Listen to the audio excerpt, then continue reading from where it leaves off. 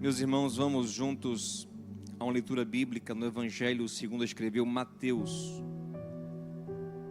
Quero cumprimentar a todos que acompanham a transmissão pelo YouTube. Sejam muito bem-vindos. Fiquem à vontade para comentar, pedir oração nos comentários. Alguém de fato vai ler e orar por você. Deixa seu like também, se inscreve no canal. Bom ter você conosco. Evangelho segundo escreveu Mateus, meus irmãos.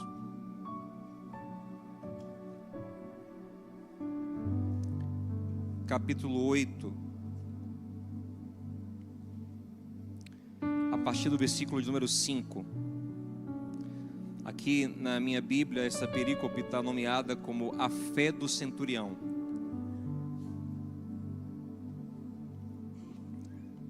Diz assim: quando Jesus entrou em Cafarnaum, um centurião se dirigiu a ele, pedindo-lhe ajuda.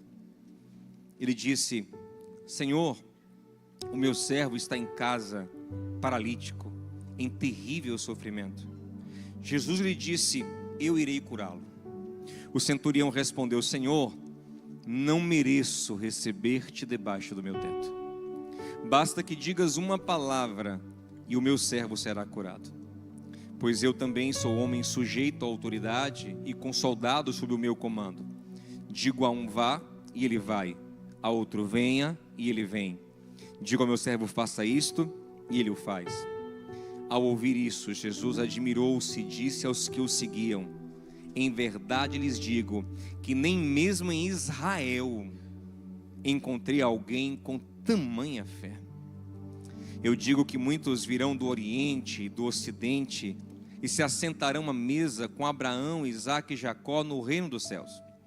Mas os filhos do reino serão lançados para fora, nas trevas. Ali haverá choro e ranger de dentes. Então Jesus disse ao centurião: vá, como você creu, assim acontecerá. Na mesma hora, o servo do centurião foi curado. Você conseguiu perceber no texto quanto que Jesus está empolgado com a fé do homem? Tem versões que dizem que quando ele ouviu a resposta do homem, dizendo que ele não precisava ir pessoalmente à casa, mas bastava mandar uma palavra que o servo seria curado, Jesus ficou maravilhado. Aqui na versão que nós lemos, diz que ele ficou admirado, admirou-se e disse: nossa, que fé grande. Nem Israel nunca vi uma fé dessa. Jesus constrói em cima daquela grande fé do centurião. Irmãos, fé é o firmamento, é o fundamento do que Deus faz. Hebreus 11:1, né? Fé é o firme fundamento do que esperamos. Versículo 6: sem fé é impossível agradar a Deus, porque é necessário que quem se aproxima de Deus creia que Ele existe, que Ele abençoa todos que o procuram. Ele é bom com todo mundo que Ele busca. Essa fé tem que estar no coração. E quanto maior essa fé, melhor.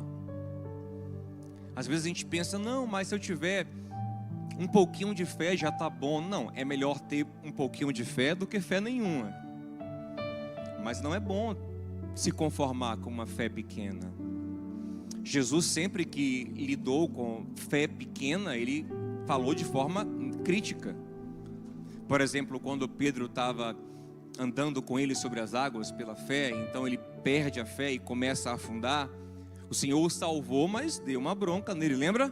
Homem de pequena fé, por que você duvidou? Quando os discípulos estavam com Jesus no barco e estavam com medo da tempestade, acordaram Jesus, o Senhor falou: homens de pequena fé. E toda vez que ele lidava com a incredulidade dos discípulos, com a fé pequena, ele os repreendia e queria que a fé deles crescesse. É bom ter uma fé grande, porque a fé é esse fundamento no qual Deus constrói. Deus é maravilhoso, onipotente, e temos que aprender a confiar nele.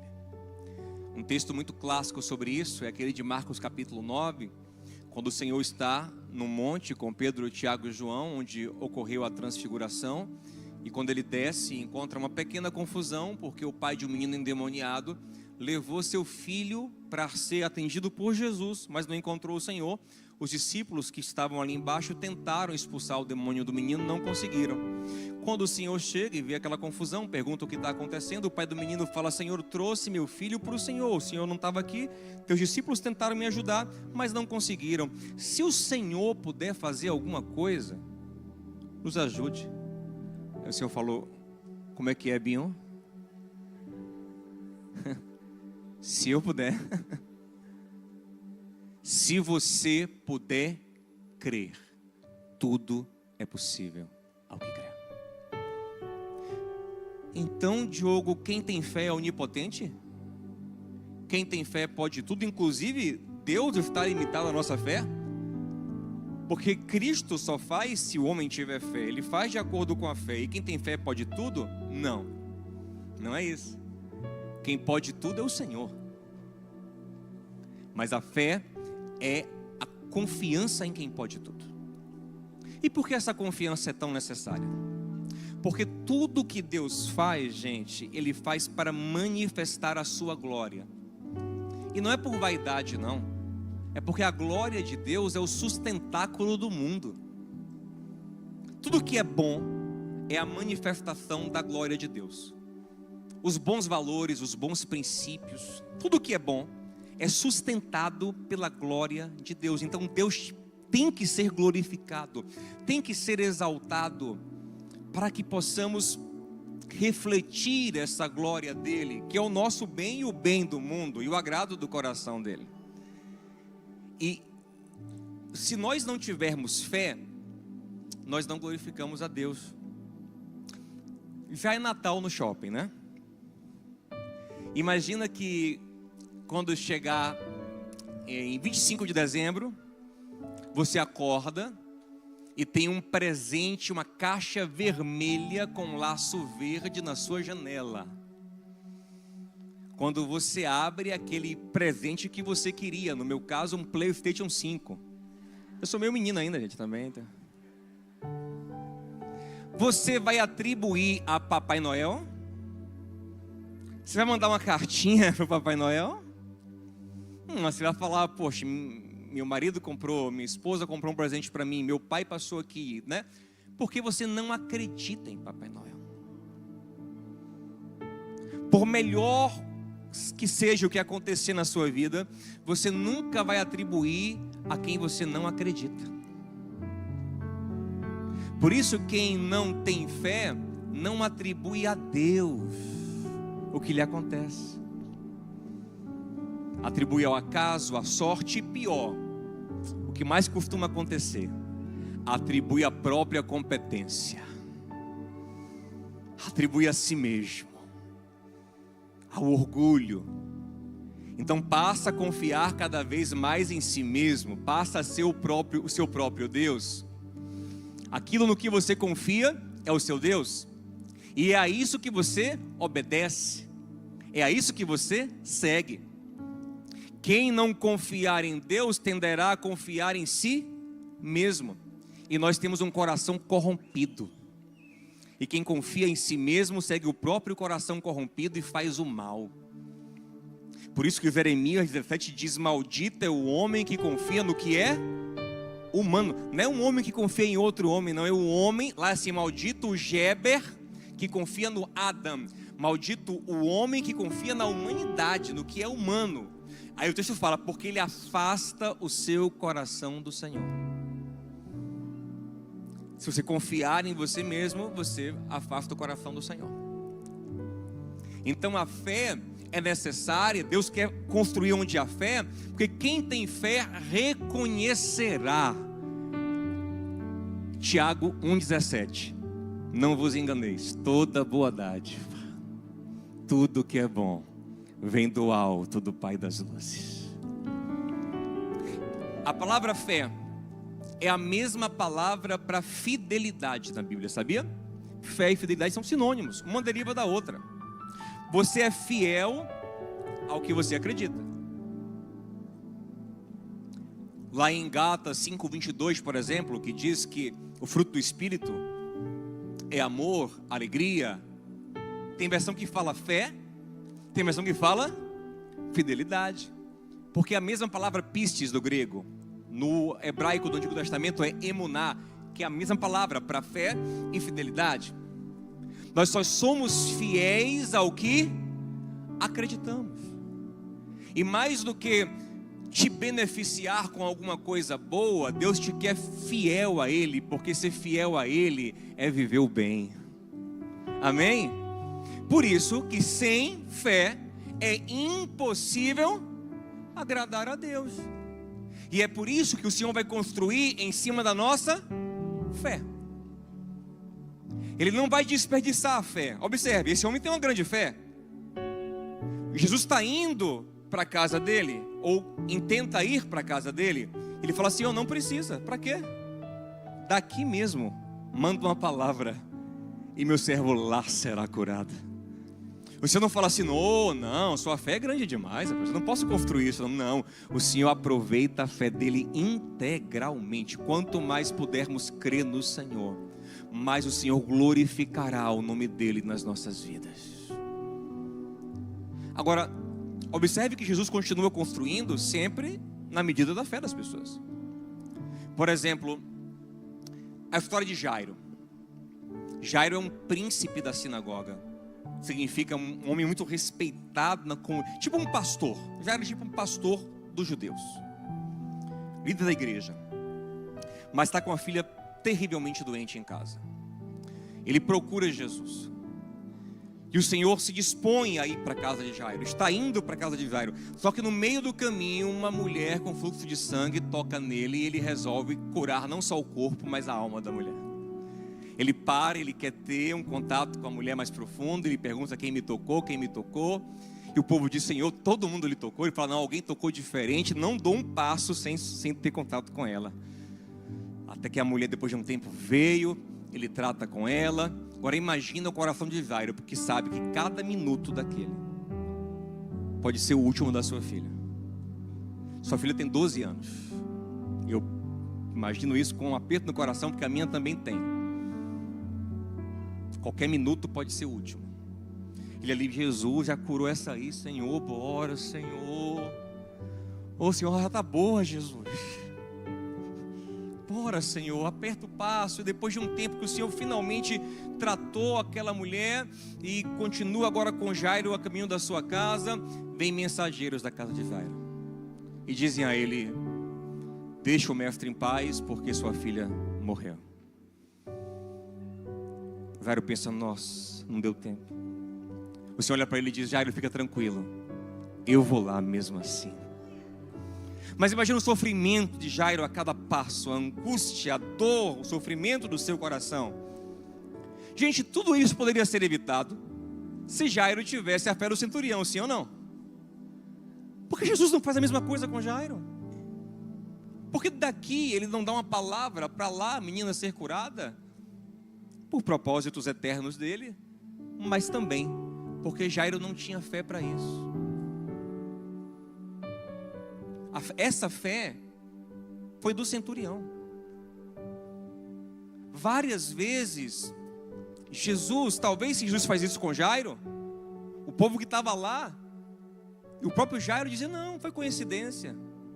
Não foi a gente aqui fazendo nossas orações aqui. Foi o rabino que estava aqui, que colocou a mão sobre ela. Você entende? Ele não acreditava que Jesus curava assim. O centurião sim. Várias vezes Jesus cura e depois ele fala: a tua fé te salvou. Não foi a fé que salvou, mas através da fé o Senhor salvou. Amém, gente?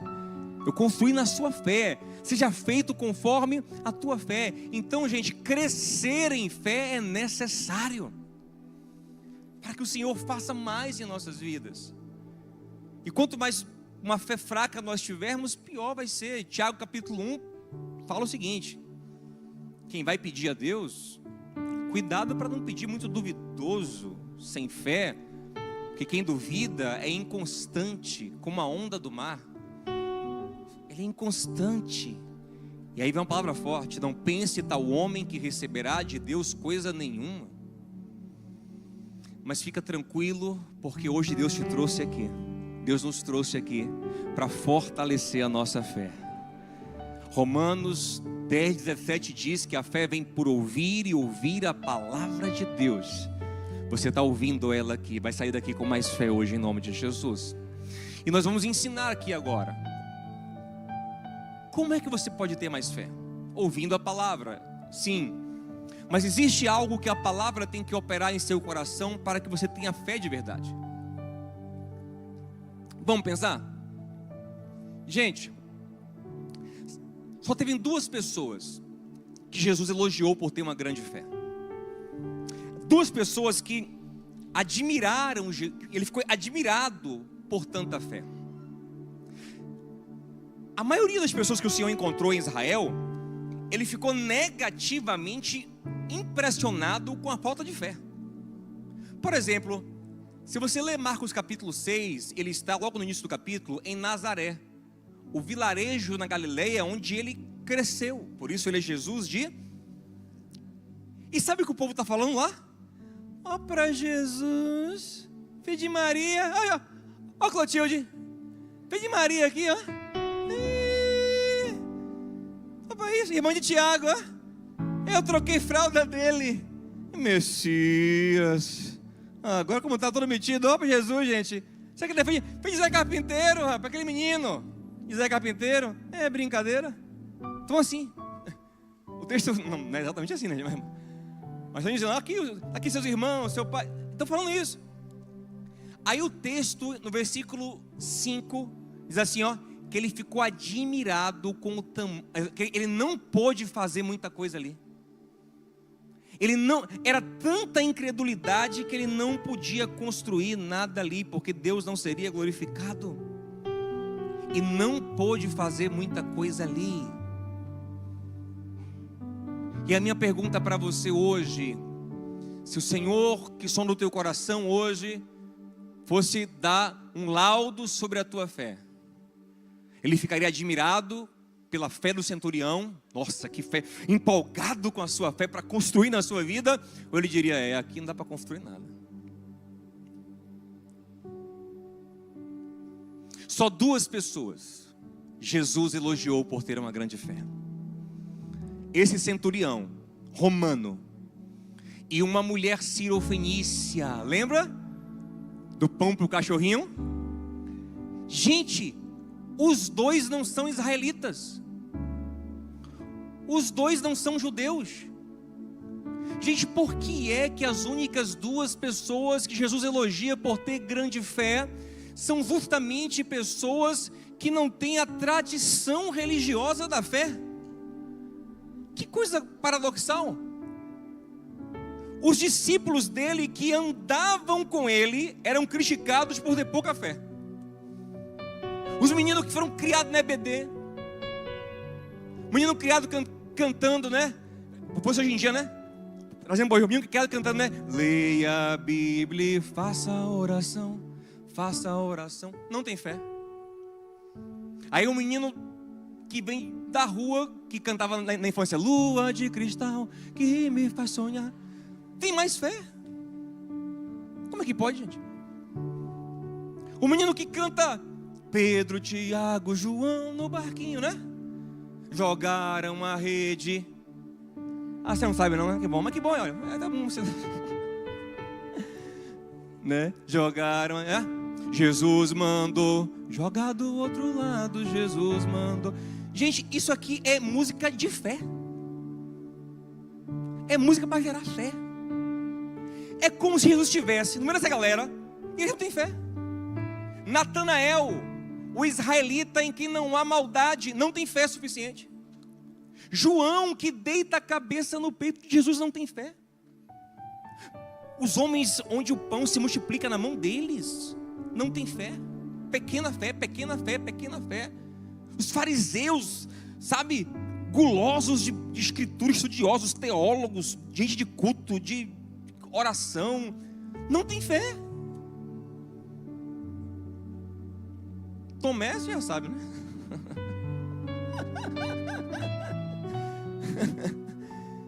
Aí chega um centurião, cara criado adorando Mercúrio, Marte, Vênus,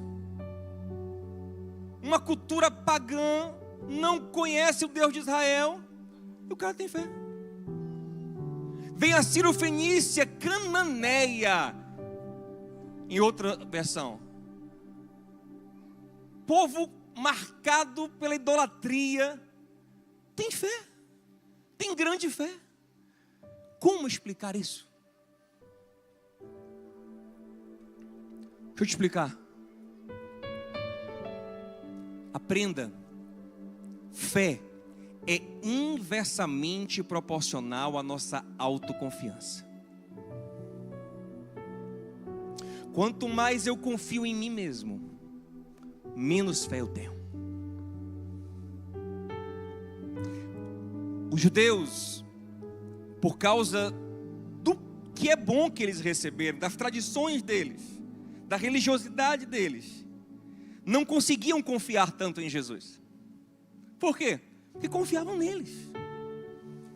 Confiavam que eram bons, que era um povo escolhido, que era um povo especial, que faziam boas obras, que conheciam as Escrituras, que tinham uma ascendência abençoada, eram filhos de Abraão, eles se gabavam disso o tempo todo. Um dos maiores embates deles com o Senhor foi este: nós somos filhos de Abraão, João 8, lembra? Por tanto mérito, eles não conseguem confiar em Jesus. Mas o centurião que diz: eu não sou digno de te receber na minha casa. A mulher que diz: é para ser cachorro para estar perto de você? Pois eu sou cachorro. Esses são os que têm fé grande. Fé nasce no nosso esvaziamento. Fé nasce na nossa compreensão de indignidade. E observe que é interessante como a mente do mérito ela opera, né? Se você ler essa história do centurião, a gente leu em Mateus 8, se você ler em Lucas capítulo 7, lá vai dizer que esse centurião era uma pessoa benquista na comunidade judaica. Gente, pense comigo, olha como esse cara é.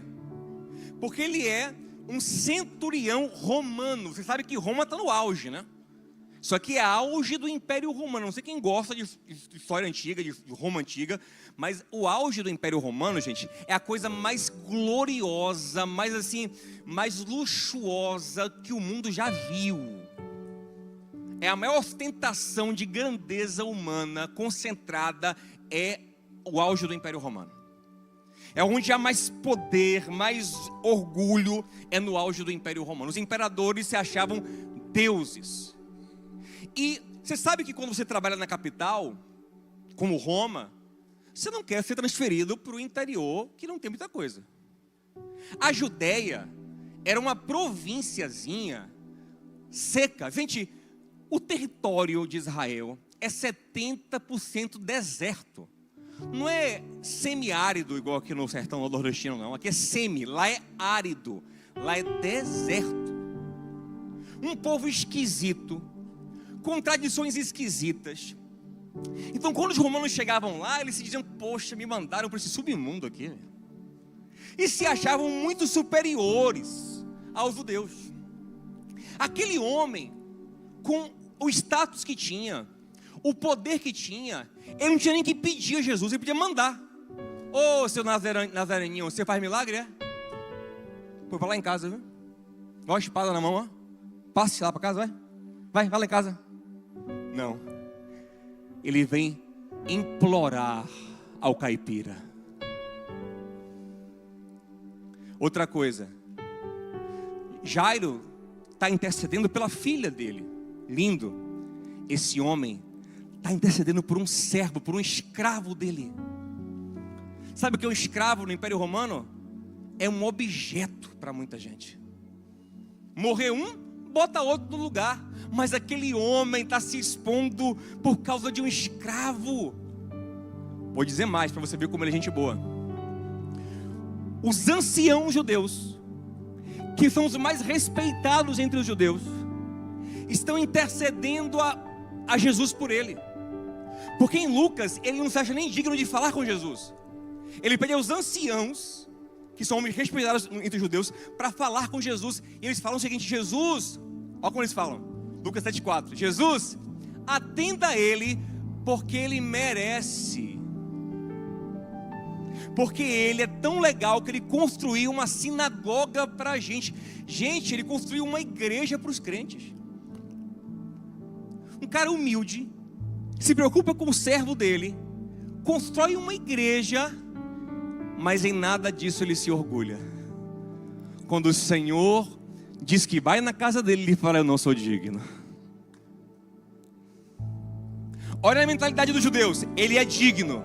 Olha o cara: eu não sou digno.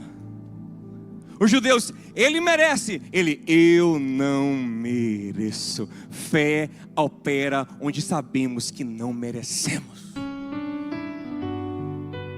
Gente, em nome de Jesus, pega o dicionário na sua casa, se é que a gente ainda tem esse negócio. Procura a letra M, depois a letra E, depois a R, depois a I, a T e a O, e risque essa palavra da sua vida. Para com esse negócio de que você merece. Eu acho engraçado que às vezes eu prego, mas que esquece também. Porque aí chega nos meus posts: pastor, você merece.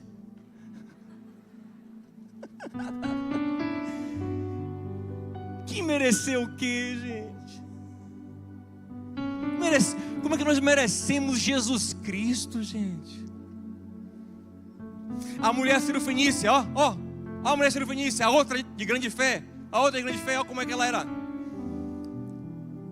A mulher vem gritando atrás de Jesus, gritando. O Senhor não responde palavra para ela. O texto fala, Mateus 15, que o Senhor não dá uma resposta, indiferença total. E já diria o poeta Zezé de Camargo: é a sua indiferença que me mata. Imagina aquela mulher, o Jesus aqui, ó, e ela gritando, ele aqui, ó, nada. Aí os discípulos não aguentam mais ela gritando, falam: Senhor, pelo menos despacha, você não vai atender, mas pelo menos manda ela embora. A gente não aguenta mais essa mulher gritando. Ele fala para os discípulos: eu não vim senão para as ovelhas perdidas da casa de Israel. Ela percebe que a ela o assunto se joga nos pés dele: Senhor, tem misericórdia, Senhor, me ajuda, Senhor. Como quem diz: eu sei que se o Senhor quiser, o Senhor muda a minha vida.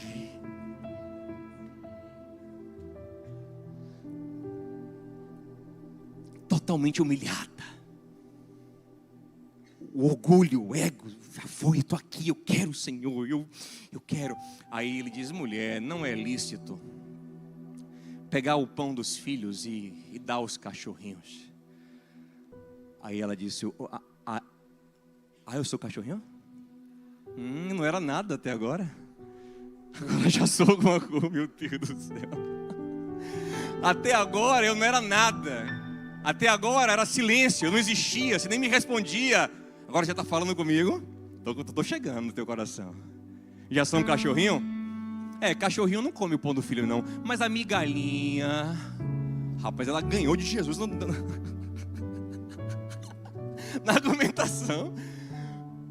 Pão a gente não come não. Mas e a migalhinha? O Senhor falou: mulher.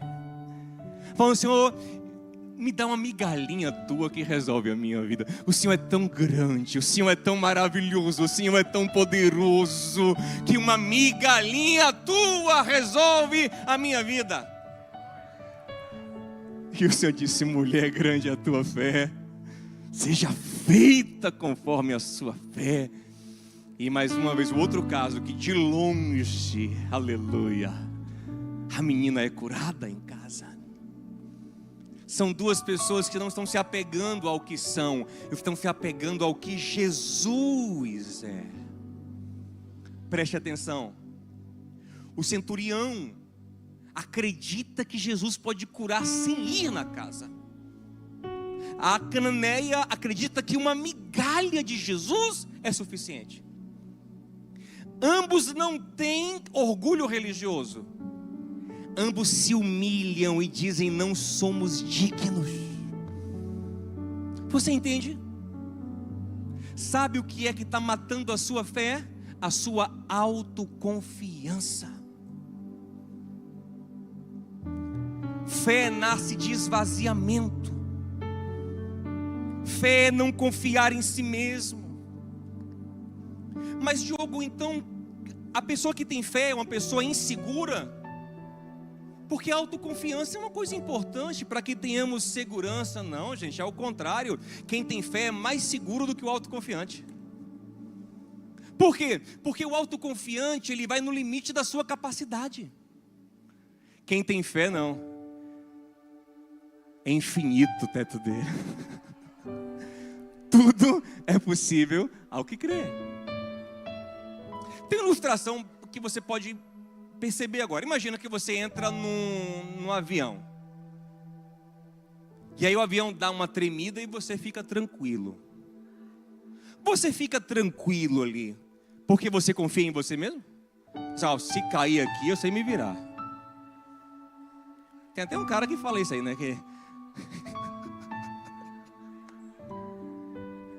Eu piloto. Se você não for esse cara.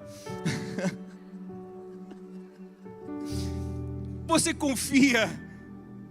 Não, você está tranquilo ali, porque você fala assim, ou você pensa, eu confio em Deus, se eu morrer eu vou para o céu. Essa é a maior tranquilidade que existe. Ou você confia no piloto, você confia na companhia. Amém, gente? Se você confiasse só em você mesmo ali, chegaria um teto. Você, tudo que eu posso fazer aqui é apertar meu cinto. Eu não tenho muito o que fazer aqui, fazer a posição, né, que ele ensina ali. Não tenho muito o que fazer. Mas quando eu confio em alguém que não sou eu confio em lugares onde eu não posso alcançar. Então, na verdade, quem vive pela fé anda mais seguro do que o autoconfiante. Você entende?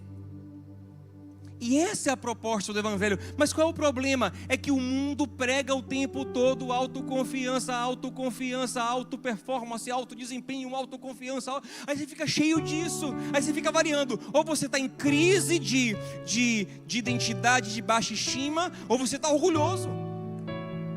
Mas nem uma coisa nem outra. Paulo fala em Romanos 12:3, cada um tenha de si mesmo uma autoimagem baseada na fé. Então a autoimagem baseada na fé não me paralisa pelos meus medos, não, me faz caminhar, mas confiando em Deus. Observe que aquele homem se sente indigno, aquela mulher se sente indigna, inaptos, mas eles vão a Jesus, por quê? Porque confiam no poder e na graça dele. Pedro podia andar sobre as águas na autoconfiança, gente? Pelo contrário, foi a autoconfiança que fez ele afundar. Enquanto ele olhava para Jesus, ele tinha fé e vivia o que não era capaz de viver. Mas quando ele reparou nas ondas, isso é, passou a confiar na sua própria percepção, ele começou a afundar. Mas para a gente entender isso, a gente precisa entender duas coisas. Primeiro, quem de fato nós somos à luz da palavra de Deus. Construir uma antropologia bíblica, gente. É preciso entender que você não é esse fofinho, essa fofinha que você acha que é. Gente, nós somos a espécie que fracassou. Nós somos a praga do mundo. A humanidade é o que fracassou. Não tem nada pior do que o ser humano na terra. Não tem ninguém que faça mais miséria que o ser humano na terra. Não tem uma criatura mais perversa que o ser humano. Não tem nada pior, nem a muriçoca, aquela infeliz. Você não vai ver uma muriçoca matando a mãe, estuprando a muriçoquinha, sequestrando, matando por prazer. Ninguém faz isso. Nós somos o que há de pior no mundo. Nós somos criados para refletir a glória de Deus como nenhuma outra criatura. Fomos criados para ser a imagem do Senhor. Mas tudo que tem grande potencial também pode ser uma grande decepção. Mas Diogo, se o ser humano é tão ruim assim, por que Deus não acabou com a humanidade? Ele já fez isso, Binho. Logo no capítulo 6, ele olhou para a terra e disse: a terra está um caos, e não é por causa da barata, não é por causa da zebra, porque o homem é completamente mau, todos os seus pensamentos são maus, e ele lavou a terra com dilúvio.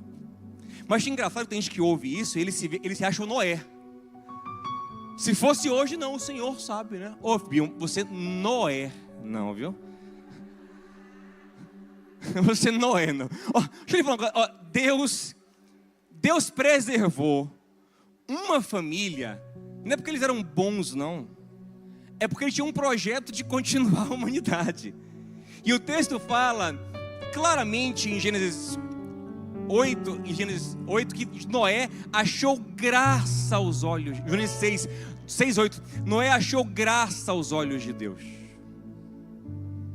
Graça. Você entende? Então, nós somos, é porque a gente se compara com a gente mesmo, gente.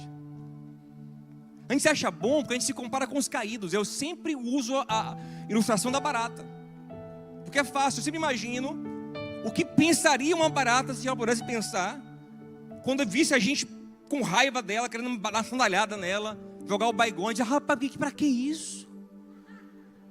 E eu sou uma barata maravilhosa, faço mal a ninguém. Se fosse aquela barata lá que anda no vaso sanitário, aí eu entenderia. Mas eu só ando em pia, eu só ando em armário, nunca pisei num vaso. Não é possível que esse ser humano Vou lhe falar, ela pode ser a melhor barata do mundo, ela está muito longe do nosso padrão de higiene. Falamos de alguns, né? Do nosso padrão de higiene. Não é verdade? Nós podemos ser as melhores pessoas do mundo, ser equiparados a outras pessoas caídas, mas no padrão santo de Deus, estamos todos reprovados. Romanos 3, não há um justo, um só sequer. Todos foram reprovados. 3:23, todos pecaram e perderam a glória de Deus. Nós somos uma espécie reprovada. Destruímos, fazemos mal, pecamos todos os dias. Sabe quando você peca? Todo dia. Você já leu o Pai Nosso, que é nosso modelo de oração diário? Por que é diário o Pai Nosso? Porque lá tem o quê? Pão nosso de cada dia nos dê. Então são assuntos para tratarmos com o Senhor todos os dias. E lá na essência do Pai Nosso está: perdoe os nossos. Você peca todo dia. Todo dia você aborrece a Deus. Imagine você, Criador, Santo, Todo-Poderoso, ter que lidar todo dia com o que lhe aborrece. Todo dia, rapaz. A Bíblia fala que Deus se ira todos os dias com a gente. Todo dia. E por que não somos destruídos? Porque a misericórdia dele se renova a cada manhã. Não porque somos legais, não. É porque ele é misericordioso. Essa é a antropologia bíblica. Nós somos uma espécie caída, mas mesmo assim Deus nos amou. E porque Ele nos amou e não havia mérito em nós, Ele precisava ser justo, porque não há justiça sem punição do pecado. E como ninguém podia pagar o pecado, já que era devedor, e o devedor não tem saldo para pagar, então Ele mandou alguém que de fato tinha crédito. Então nasceu de uma virgem um que nunca pecou, nem em palavra, nem em ato, nem em pensamento, o Cordeiro puro e santo de Deus. Desse Deus disse: esse sim é meu filho, nele a minha alma tem prazer. Mas Deus não quis que ele fosse o filho único, Deus quis que ele fosse o primogênito. Então ele assumiu para si o nosso pecado. Lá na cruz, Jesus estava morrendo pela sua mentira, pela sua imoralidade, pelo seu egoísmo, pela sua maledicência, pela sua frieza, porque ele nunca fez nada disso. Mas por causa dos nossos pecados e por nos amar, na cruz o que Jesus é unido ao que nós somos. Ele virou maldição para que nós fôssemos recebidos como filhos. E o Pai pudesse derramar, e santificados pelo seu sangue, justificados pelo seu sangue, pudéssemos receber o tesouro, a essência, o Espírito Santo, que nos transforma e pela graça dele nos faz mais agradável ao Senhor a cada dia. Fé é entender isso, entender cada vez mais que eu não sou merecedor, que eu não sou digno, nada do que eu faço, as nossas obras de justiça são como trapos imundos. Trapos imundos ali em Isaías, sabe o que significa? Panos de menstruação. Você fazendo algo assim de justiça, diga assim: ó, graças a Deus porque eu estou fazendo algo bom. Mas se eu fizer algo por mim mesmo, é um absorvente usado. É o que significa ali o texto. Fé é olhar para nós mesmos, dizer: não sou digno, mas eu conheci alguém que é, e eu entrego a minha vida a Ele. Eu confio nele, Ele é maravilhoso. Se não for assim, não há fé. Toda vez que nos orgulhamos, que achamos que somos bons, nossa fé diminui. Você entende? Como é importante essa humilhação constante, esse enxergar constante da nossa indignidade. Mas Diogo, eu ainda continuo achando que se eu ficar pensando muito nisso, eu vou ficar inseguro. Não! Você vai ficar seguro nele. É um outro tipo de segurança. Não é autoconfiança, é confiança que vem do alto. É outra coisa e é muito mais gostosa. Eu vou contar uma história aqui para a gente encerrar, que ela ilustra bem o que é isso. O que é fé em Jesus? Pedro, Tiago e João, que eram sócios, pescaram a noite toda. André também deveria estar com eles ali, e pescaram a noite toda, e não pegou nada. De manhã cedo eles estão frustrados. Pense um trabalhador que deu um duro a noite toda e não vai levar nada para casa, tem família. Pedro é casado, um dia perdido. De manhã está lavando a rede, frustrado, quando chega Jesus. Ele pede o barco de Pedro emprestado para pregar. E ele começa a pregar no barco de Pedro. E enquanto Pedro está ouvindo aquelas palavras que são espírito e vida, ele começa a confiar naquele homem da Galileia, naquele homem de Nazaré. Algo começa a acontecer no coração de Pedro. Pedro vai aumentando em fé. Pedro vai, porque fé vem por ouvir e ouvir a palavra de Deus. Depois que Jesus terminou de pregar, ele olha para Pedro e diz: agora vamos pescar de novo? Leva o barco de novo para o lugar mais afastado da margem, mais profundo, vamos pescar de novo? Aí Pedro fala: Jesus, eu tentei a noite toda e eu não consegui. E ele era pescador experiente, Jesus era carpinteiro de profissão. Tentei a noite toda e não consegui, mas por causa da tua palavra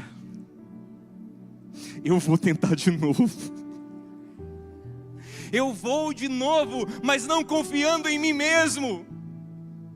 Eu vou de novo confiando no Senhor. E aí eu faço o que eu não sou nem capaz de fazer. Aí o Senhor falou: joga para lá.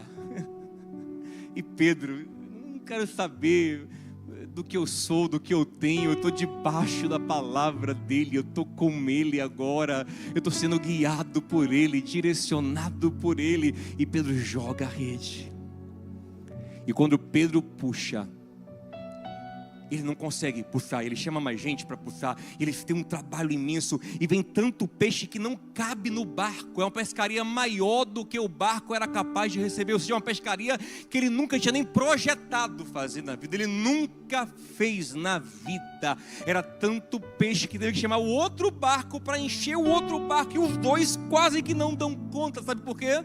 Porque a fé vai te levar para muito além do que você é capaz. Para muito além. E aí, aqui está a chave. O ponto mais importante não é esse. Andou pela fé, confiou em Jesus, viveu o que não podia viver. Mas o ponto chave para saber se a fé vai permanecer ou se ela vai embora é agora. Porque muita gente tem experiências com Deus. Eu já fiz isso várias vezes. Vi o Senhor encher meu barco. E aí nesse momento que vai ter a prova de fé. Eu já fiz isso aqui, ó. Pedro podia fazer isso aqui, ó. Ô João, você viu o barco de quem ele escolheu?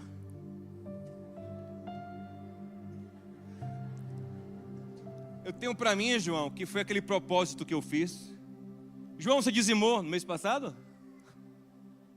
Ô Binho, aprende com o pai. Jesus, conta aí, Jesus, por que você veio pro meu barco? Tiago, aprende com o pai, viu?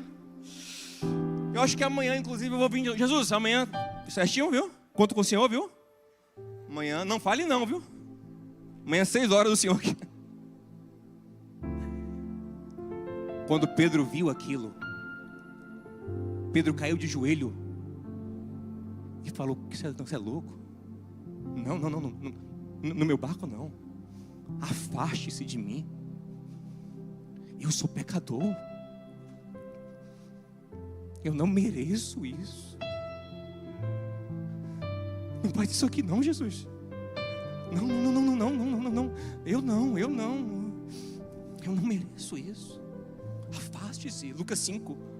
Afaste-se. Eu não mereço isso. Não. E o Senhor não falou assim: não, Peu, tenha autoestima. Não, Peu, você é um fofinho de Jesus. Não. Jesus não fala isso. Jesus olha para ele e fala: não tenha medo, eu te farei um pescador de homens. Você não é mesmo não, mas eu te farei, confia em mim. Eu te santifico, eu te abraço, eu te salvo, eu te restauro, eu te farei. Fé é isso.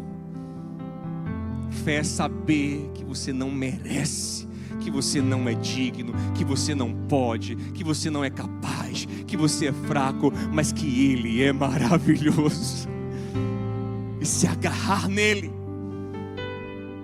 E se agarrar nele. Isso é fé. Amém? Nós só temos essa fé porque o nosso Deus, além de poderoso, Ele é amoroso. Porque nós não confiaríamos se Ele fosse só poderoso. Nós confiamos porque sabemos que Ele é misericordioso, que Ele é sensível, que Ele abraça o quebrantado e o contrito. Ele abraça o arrependido, Ele abraça o humilhado. E por isso vamos a Ele.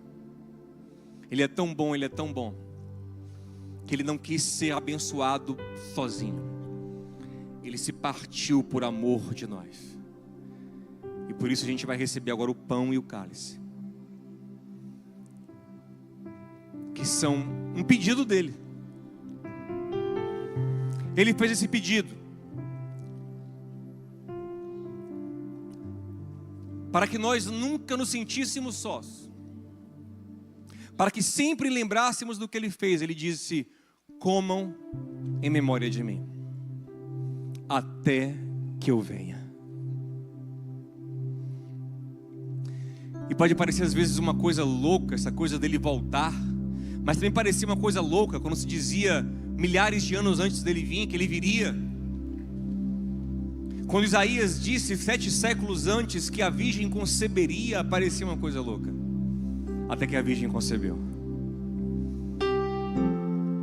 Quando as profecias diziam que o Deus de um país minúsculo, chamado Israel, seria o Deus do mundo e superaria todos os outros deuses, parecia uma coisa louca, porque era um paizinho desse tamanho, mas depois dele, o Deus da Bíblia se tornou conhecido, adorado no mundo todo. Parecia uma coisa louca quando ele disse, como nós lemos aqui na história do centurião: muitos virão do Oriente e do Ocidente para adorar o Deus de Israel. E hoje no Japão está cheio de cristão, hoje no Brasil está cheio de cristão. Então, se ele falou que vai voltar, se prepare, ele vai voltar. Se vivos estivermos, o receberemos, mas se partirmos antes, ele nos receberá.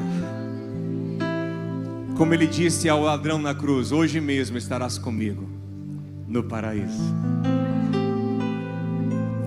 Confie em Jesus. Agora, eu sei que confiar em Jesus não é algo simplesmente racional, é espiritual. Por isso que uma das orações mais importantes que temos que fazer é a que Paulo ensina aos Efésios: pedir ao Senhor que abra os nossos olhos. Irmão, todos os dias peça ao Senhor: Senhor, abre os meus olhos para que eu enxergue quem eu sou, mas para que eu enxergue ainda mais quem Jesus é. Isso é fé, é ver quem eu sou, ver quem Jesus é e ver quem Ele me faz ser pela graça.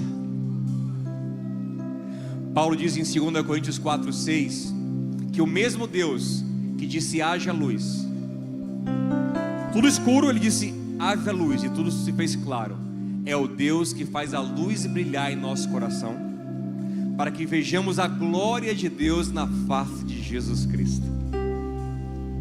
Irmão, faça essa oração. Não adianta você ficar pedindo um monte de coisa a Deus sem ter fé. Você entende? Tiago 1: você vai ser inconstante como a onda do mar. Está crente hoje, não está crente amanhã. Está fiel a Deus hoje, não está fiel amanhã.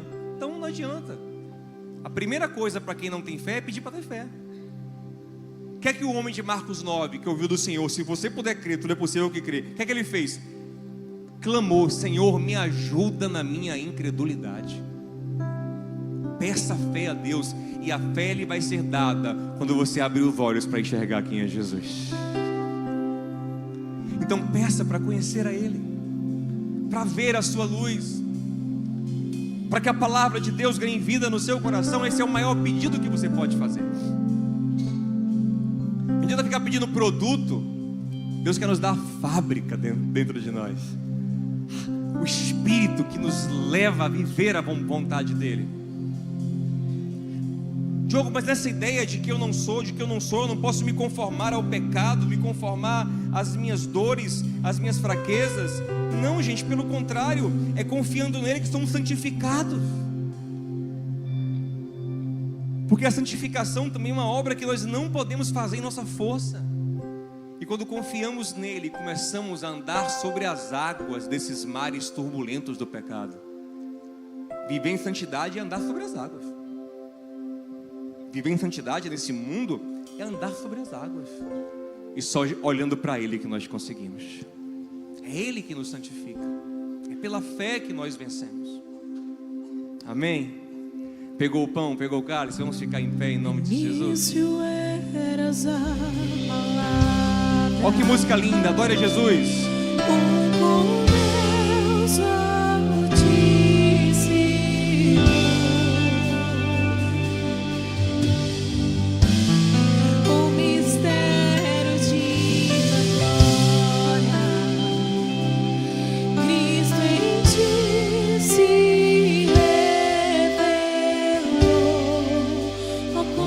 Esse nome é, cante para Ele. O nome Ele está agora à destra do Pai. E Ele está ouvindo você cantar e orar. Oh, quão lindo esse nome é, maior que tudo Ele é. Oh, quão lindo esse nome é, o nome de Jesus.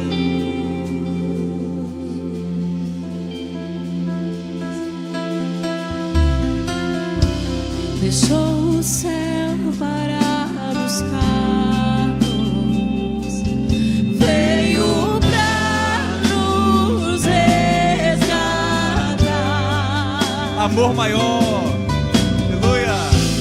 Amor maior que o meu pecado. Nada Vai nos separar. Oh, quão maravilhoso é, oh, quão maravilhoso é o nome de Jesus, meu Rei. Oh, quão maravilhoso é, maior que tudo Ele é. Oh, quão maravilhoso é o nome de Jesus. Oh, quão maravilhoso é o nome de Jesus. Agora, já fala pra Ele, direto pra Ele agora.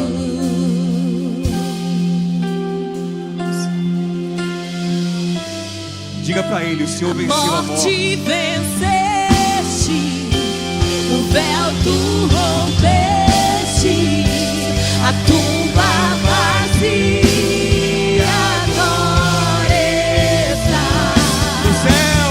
Os céus te adoram, proclama a tua glória, pois ressuscitaste, viver. Diga pra Ele. És invencível, inigualável, hoje pra sempre reinarás. Teu é o reino, tu é a glória, acima de todo nome estás. Poderoso esse nome é, poderoso esse nome é, o nome de Jesus. Poderoso esse nome é, mais forte que tudo é. Poderoso esse nome de Jesus. Poderoso esse nome é, nome de Jesus.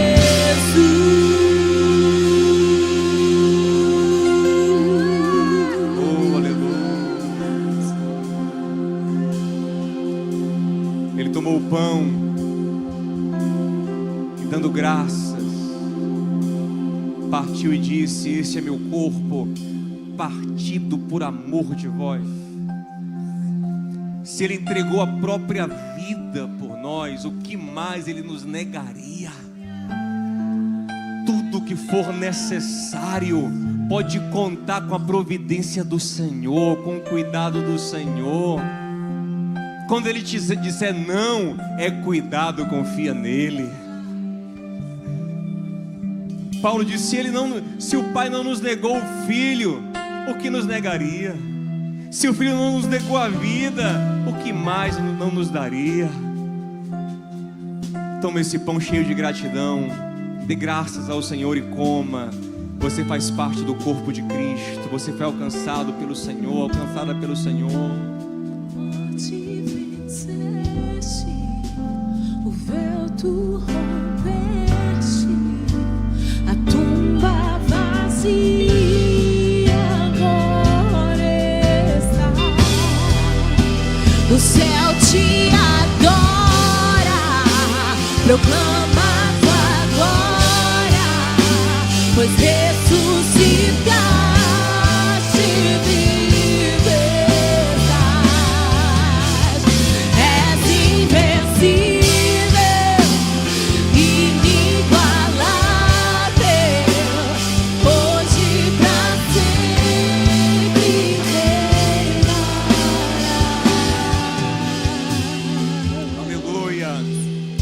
ceiar, ele tomou o cálice, disse: esse cálice é a nova aliança no meu sangue. Levante o cálice e celebre a sua aliança com Deus. Diga: eu pertenço ao Senhor. Eu sou fraco, mas Ele é forte. Eu dependo dEle. Ele comprou a minha vida, eu sou dEle. É Ele quem me fortalece. Eu posso todas as coisas naquele que me fortalece. Eu pertenço ao meu Senhor, eu sou dEle. E tome esse cálice glorificando o Senhor. Aleluia. Pra sempre exaltado é, pra sempre adorado é, pra sempre Ele vive, ressuscitou.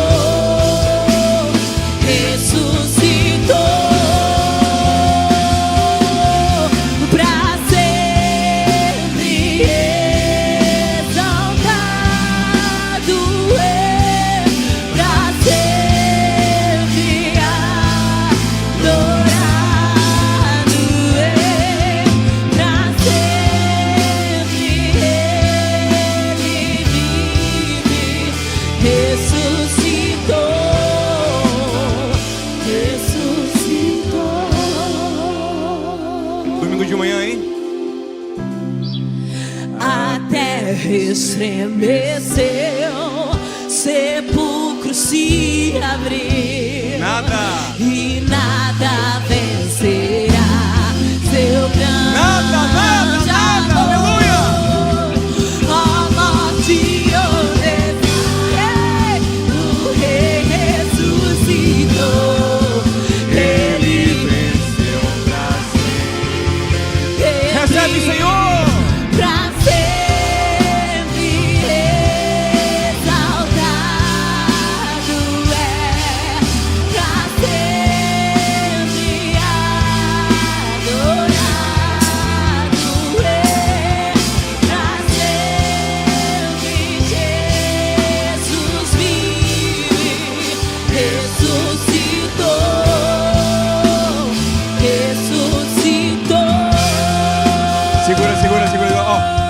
Toda vez que alguma coisa disser para você que a vida não tem jeito mais, que Deus não te ama, que você está abandonado, eu quero que você lembre daquele que nem a morte pôde parar. Ele disse: não, eu amo tanto o meu povo que eu não posso ficar morto, eu tenho que levantar para preparar o céu para eles. Eu tenho que levantar e me assentar à destra do Pai para interceder por eles. Eu tenho que preparar lugar para eles. Se nem a morte segurou ele, meu irmão, o seu pecado não vai segurar, o seu problema não vai segurar, a sua dor não vai segurar. Ele vai vencer aquele que começou a boa obra. Amém? Quando estiver assim, você canta assim, ó. Vamos.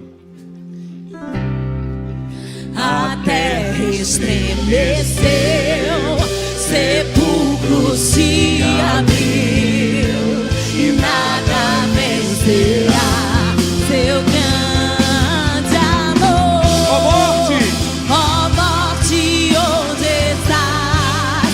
O Rei ressuscitou, Ele venceu pra encerrar, bem bonito, pra Ele.